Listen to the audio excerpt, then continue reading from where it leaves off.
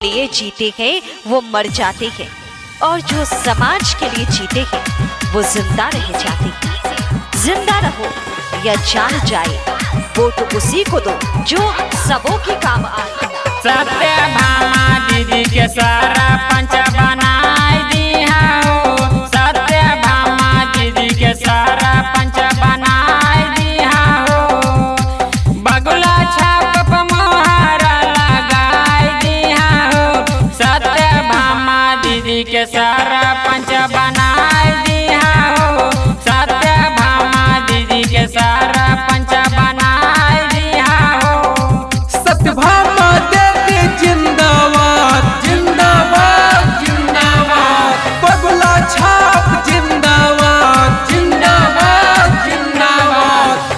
गांव घर विकास होगा, नीति और न्याय होगा, कौनो विपत्तिया में प्रगति सहाय होगा।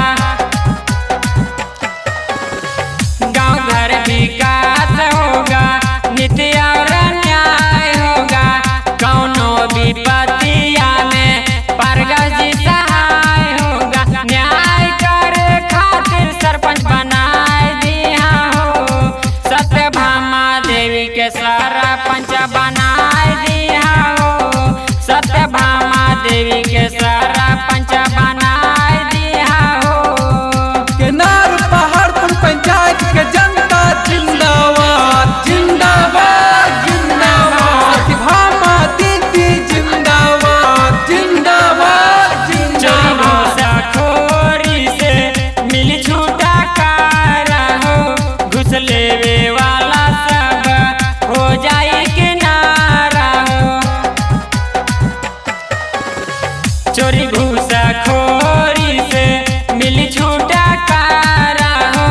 घुस लेवे वाला सब हो जाए किनारा। सत्यभामा देवी के सारा पंच बनाए दिया हो।